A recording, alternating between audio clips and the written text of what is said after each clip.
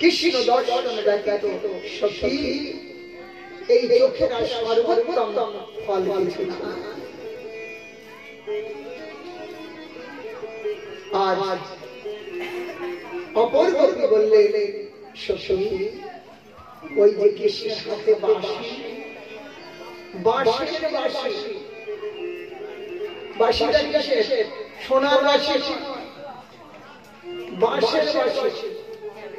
দু পয়সা মূল্য নয়।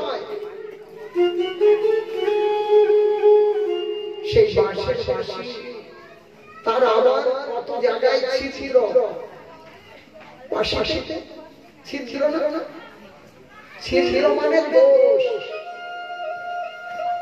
ছিদ্র মানে দোষ, কত দোষ মধ্যে। কিন্তু এমন কি পূর্ণ করেছে ভগবান তার অসংখ্য দোষকে মাফ করে নিরন্তর সেই বাঁশিকে নিজের ছোট ছোট ছোট ছোট করমলে ধারণ করে এই অধরবতী সুন্দর ঠোঁটের করে সেই বেলুটাকে ধারণ করে অধর সুধাদা, অধর সুধাদা তাকে নিরন্তর তৃপ্ত করেছে। এমনকি কীর্তন করেছে এই বাঁশি গোপ্যাতি মাচর দয়া, গোপ্যাতি মাচর দয়া কুশলস্ম বেনু। হে গোপী, এই বেনু এমন কি কুশলাচরণ করেছে, এমন কি পূর্ণ কাজ করেছে। আজ সেই গোবিন্দ নিরন্তর তাকে অধরামৃত পান করাচ্ছে। গোপ্যাতি মাচর দয়া কুশলস্ম বেনু দামোদরা সুধামপি গোপিকানাম, দামোদরা ধর সুধামপি গোপিকানাম ভুঙ্ক্তে স্বয়ং যদ অবশিষ্ট রসম প্রতিদিনম। সেই দামোদরের অধরামৃত নিরন্তর উপভোগ করছে ওই বাঁশি। আর যখন সে তৃপ্ত হয়ে গেল, ভুঙ্ক্তে স্বয়ং যদ অবশিষ্ট, ভোগ করবার পরে তৃপ্ত হওয়ার পরে যেটা বাঁচল গোপিকানা, ওই গোপিকাদের দিকে ছুড়ে দিল, বলল গোপী জগতে কৃষ্ণ প্রিয়া বলে তোমরাও পরিচিত, এই না এই অধরামৃত আমি একা একা খাবো, তোমাদেরকে দিই। তাহলে নিজে তৃপ্ত হয়ে অবশিষ্ট ফেলে দিল। আহা, গোপীদের রাগ হবে না?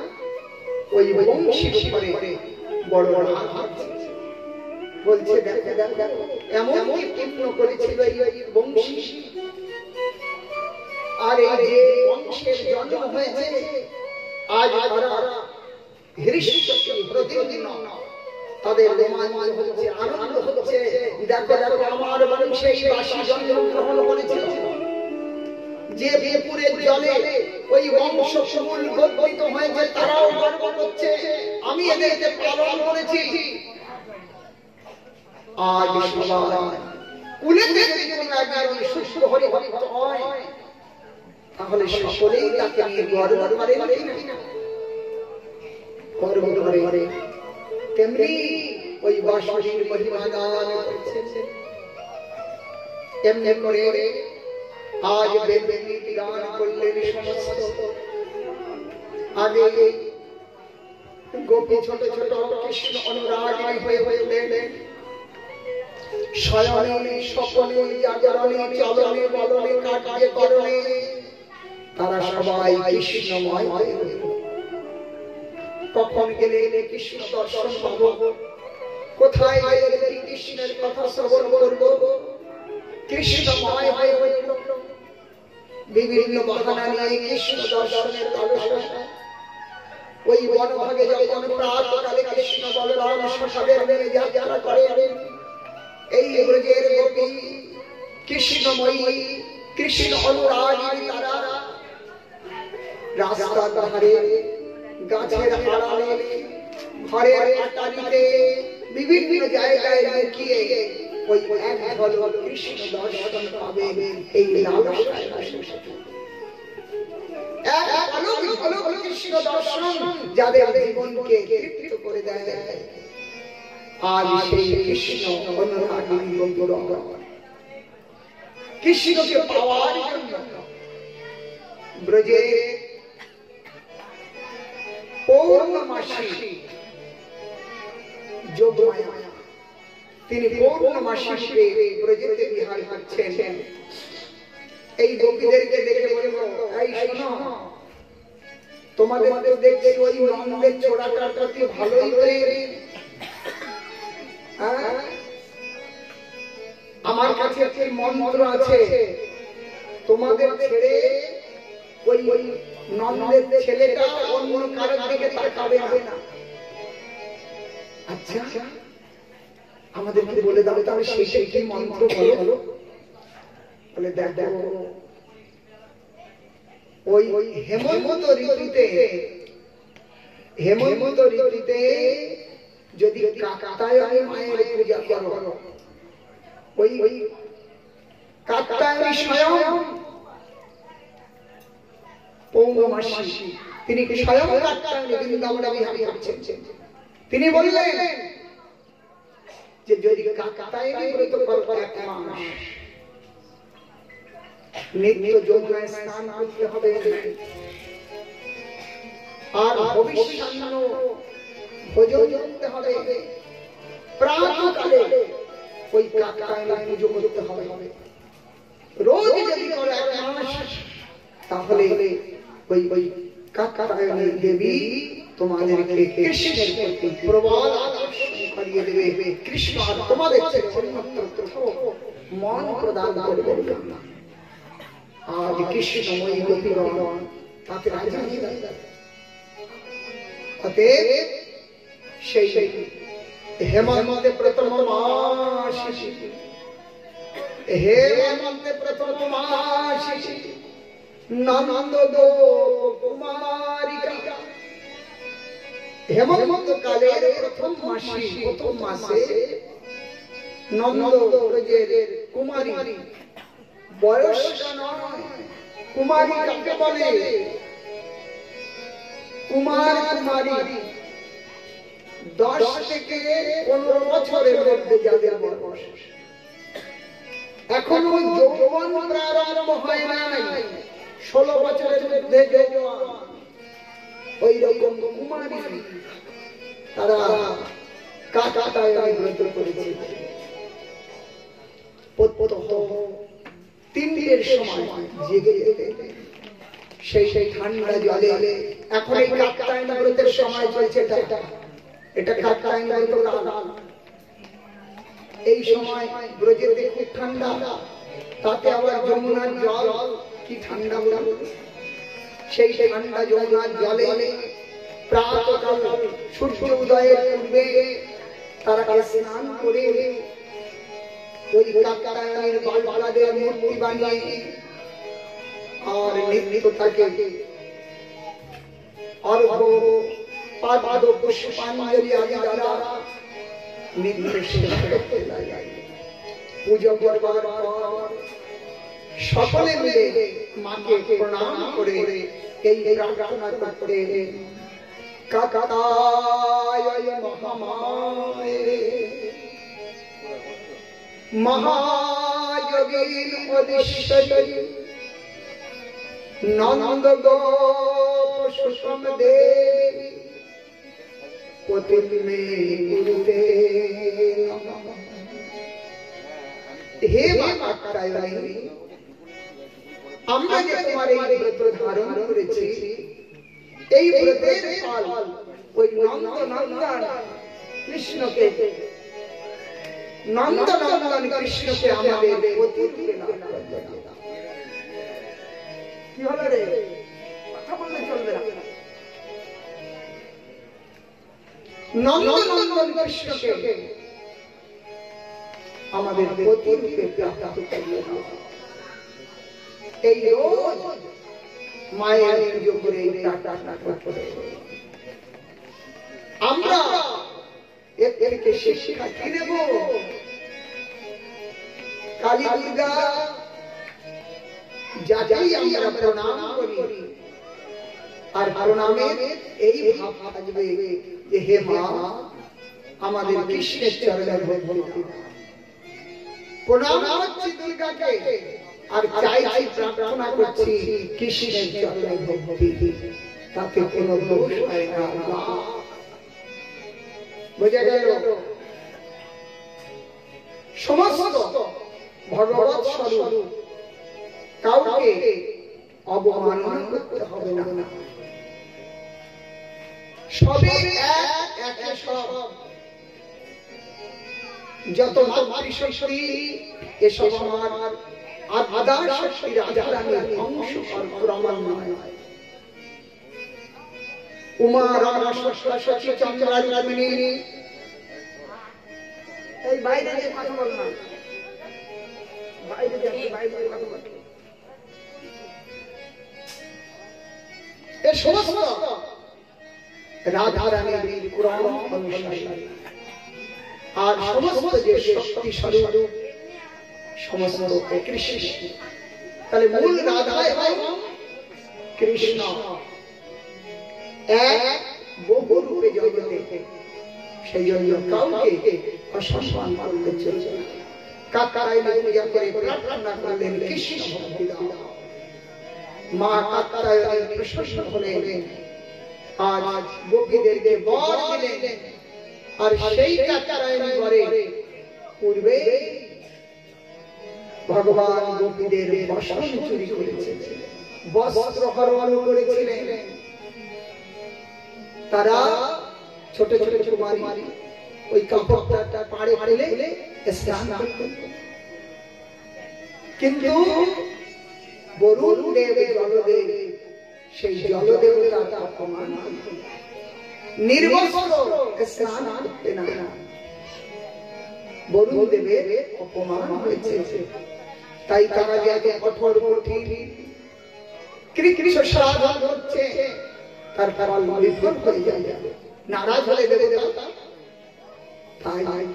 তাই গোপীদের ওই বস্ত্র চুরি করলেন গোপীদের ভগবান শাসন করলেন নির্বস্ত্র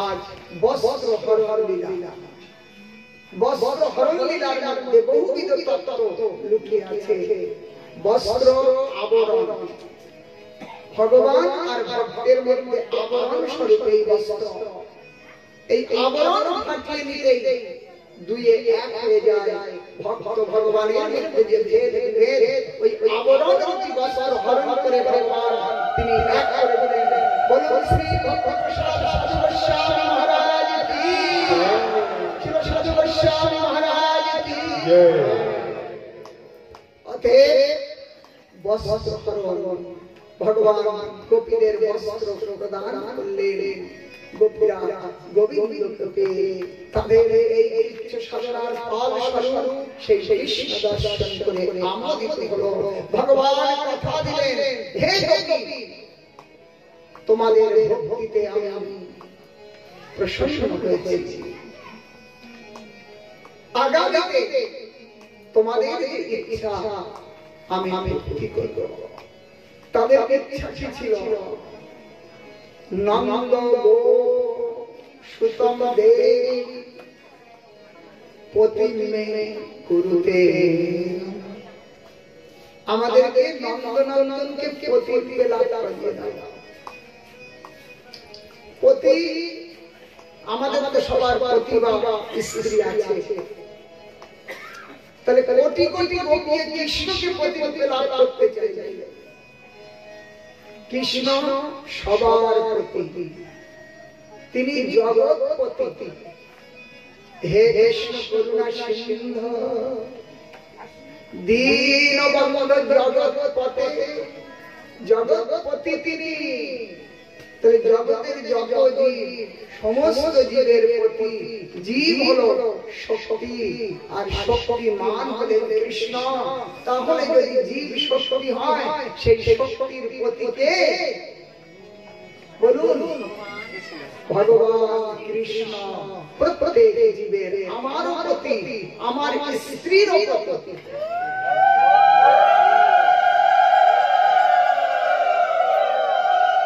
জগৎপতি কৃষ্ণ সেই কৃষ্ণকে প্রতিরূপে লাভ করবে। আমি তোমাদেরকে সেই আশীর্বাদ দিলাম। ভগবান আশীর্বাদ দিলেন যে তোমরা তোমাদের ইচ্ছা পূর্তি করবে।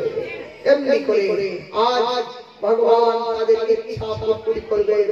বলুন শ্রী রাম বিহারী ভগবান কি। ভগবানের রাস মহোৎসব প্রতিহত হলো। শরৎ পূর্ণিমার রাত্রি,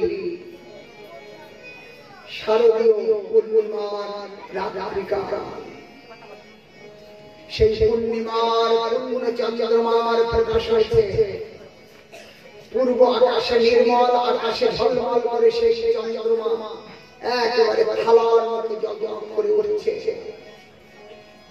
আর সেই বনভাগ বৃন্দাবনের শোভা অতীব রসরাজ রসিক শেখর ভগবান তিনি বৃন্দাবনে বটবৃক্ষের তলায় যমুনার কিনারে একেবারে বাম পদের পরে দক্ষিণ পদে স্থাপন পূর্বক বীর আসনে বসলেন এবং তিনি বংশী ধ্বনি করলেন। বংশী ধ্বনি করলেন, তাই নাম হলো বংশী বট। সেই বটবৃক্ষের তলায় বংশী বাজালেন। আজ সেই বংশী ধ্বনি লোক পরলোক ত্রিলোক মোহিত করে তুলল। একেবারে সেই বৈকুণ্ঠের লক্ষ্মী পর্যন্ত সেই বেণুধ্বনি শ্রবণ করে চঞ্চলা হয়ে উঠলেন। কৈলাসের কৈলাসপতি শঙ্কর তিনি চঞ্চল হয়ে উঠলেন।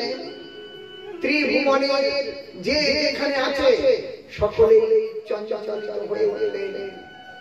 এই বংশী ধ্বনি বিশেষ করে ওই কৃষ্ণ অনুরাগী গোপীদেরকে আজ চঞ্চল করে তুলল, অস্থির করে তুলল। তারা আর ঘরে টিকতে পারল না। সেই বংশী ধ্বনি শ্রবণ করে সুখদেব গোস্বামী গাইছে পরীক্ষিত নিঃশব্দ গীত তদনঙ্গ বর্ধনম নিঃশব্দ গীত তদনঙ্গ বর্ধনম ব্রজ শ্রিয়ম কৃষ্ণ ঘোষিত মানস আজ যমুর অননন মলক্ষাম উদ্যমম সজজ কাননা জবলোলুন্নদলা। সেই কৃষ্ণ রসিক মানস যাদের মনকে কৃষ্ণ গ্রাস করে নিয়েছে।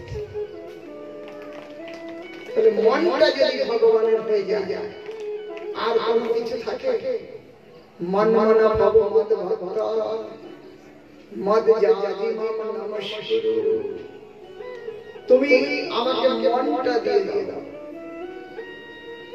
যদি মনটা নিয়ে নেওয়া হয়, একটা ছেলে একটা মেয়েকে ভালোবাসে, মানে মনটার বিনিময় হয়েছে, তাই না? একে অপরের সঙ্গে মনের মিলন হয়ে গেছে। কত ভাবে চেষ্টা করা যাচ্ছে, ছাড়া যাচ্ছে না। মন একে অপরের দ্বারা আহরণ হয়ে গেছে। কৃষ্ণ তত্ত্বই একে জগতের কথা। আবার কাল মন ফিরে যেতে পারে, দিবস হয়ে যাচ্ছে, তাই না? ঘাত করতে ঘাত শুরু হয়ে গেল, ভালোবাসায় কালো দাগ এসে গেল, চলে গেল। ভগবান সেই মন গ্রাস করে নিয়েছে। কৃষ্ণ তত্ত্বের গোপীদের মন হরণ হয়ে গেছে। এখন আর তাদের বশে তাদের মন নাই। বংশী ধ্বনি শ্রবণ মাত্র চঞ্চল হয়ে উঠলেন, উন্মাদ হয়ে উঠলেন। একেবারে কানে প্রবেশ করতে যে যেখানে ছিল, যে অবস্থায় ছিল, একেবারে কৃষ্ণ দর্শনের জন্য দাঁড়িয়ে পড়লেন। আজব অনন্য মলক্ষম উদ্যম কেহ রন্ধন করছে, সেই রন্ধন অবস্থা যেখানে সেইখানে ফেলে দিয়ে চল। কেহ বালককে দুধ খাওয়াচ্ছে, পতি পিতা বা অন্যান্যের সেবা করছেন সেইখানে ফেলে দিয়ে কেহ মঙ্গলে করছেন শৃঙ্গার সেই অবস্থায় সেইখানে ছেড়ে দিয়ে কেহ বা বস্ত্র পরিধান সেই বস্ত্র পরিধানে অর্ধ বস্ত্র ধারণ করেছে আরে আরেকটা কাঁধের উপরে ফেলে দিয়ে দৌড়েছে এতে কৃষ্ণের প্রতি অনুরাগের কথা বর্ণন করা হয়েছে সযত্র কান্তার জগলোল কুণ্ডলা তাদের কুণ্ডল দোদুলমান আর সেই সমস্ত গোপী কেমন তারা লক্ষ্মীর আরাধনা এই গোপীগুলো সাধারণ নয় আজ কৃষ্ণ কর্তৃক তারা আমন্ত্রিত কৃষ্ণ যাদের আগে দেখেছেন তারা কি সাধারণ তার মধ্যে রাধারানী তো আছে কি গোপী মানে গোপী বলতে রাধিকা আজ সব পৌঁছালে সেই বনভাগে ভগবান বংশী বটে বীর আসনে বসে আছেন আর শ্যাম সুন্দর সুন্দরতার কোনো শেষ নাই চতুর্দিকে সেই ব্রজগণা এসে উপস্থিত হয়েছে অসংখ্য অগণিত আজ ভগবান ব্রজগোপীকে স্বাগতম মহাভাগা প্রিয়াম কিম করবানিবা স্বাগতম সুস্বাগতম হে মহাভাগা গোপী আসো তোমাদের স্বাগত সুস্বাগত